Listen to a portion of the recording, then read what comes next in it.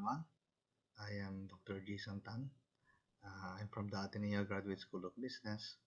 So for today, for our lecture, we're going to be talking about designing and managing services. So is the customer always right?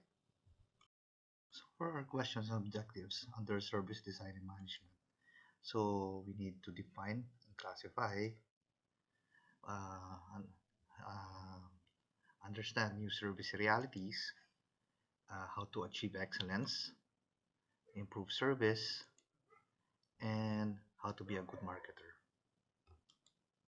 So, how do we define service? So, it is an act or performance that can be offered. So, it's an action of helping or doing work for someone.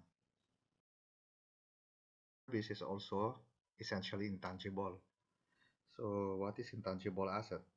So, it is an asset that is not physical in nature. So, goodwill, brand recognition, intellectual properties such as patents, trademarks, and copyrights are all intangible assets. Uh, which the intangible assets which exist in opposition to tangible assets includes lands, vehicle, equipment, and inventories. So service does not result in ownership. Uh, Doing service for someone, uh, since there's nothing, any physical um, object, uh, it will not result in any ownership. One more thing, it may or may not be tied to a physical product. So if you offer service, it can be like just purely service. Like for example, for us doctors, if someone is asking for some consultation, you just give some you just give consult, which is just it's intangible. It's just service. It may be tied to a physical product. For example, if you're selling cars, and after sales service includes um, free consultation and uh, free service like after sale maintenance. That is when it is tied to a physical product. So for new service realities, so it is very important right now to have give customer empowerment. So this results in customer co-production to create new ideas, to have feedback so that you'll know what the customer needs. And if you talk with the customer and there's a good customer feedback and empowerment, this will result to a happy customer. And also, if this is result to happy customer, you should also have happy employees.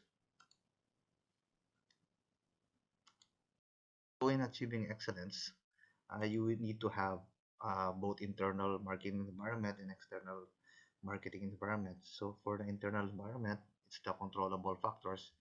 So it's what happens inside your company, and the external environment, which are the controllable factors, which happens outside. So it's further divided to micro and macro environment. So to improve services, you not you need to have strategic concepts in marketing. So you have the identifications of needs and wants and opportunities in the marketplace, and using this as basis for decision involved in planning marketing strategies. So you need to improve services. You need to have high standards. So you need to have excellence. So it encompasses everything. So you need to have it. You need to be competent. You need to have excellence in communication and ideas. You have to need passion, and you have to be innovative. Also, to improve services, you need to have a good management and top management style of marketing.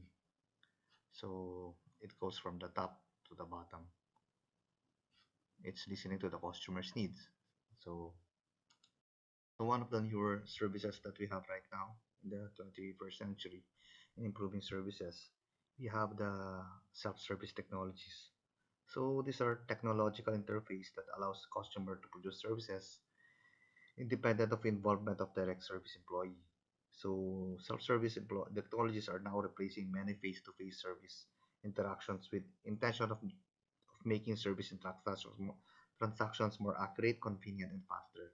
So you can see them now in some fast food chains like McDonald's that they now have screens which you can choose from the menu to order instead of face to face with a crew member.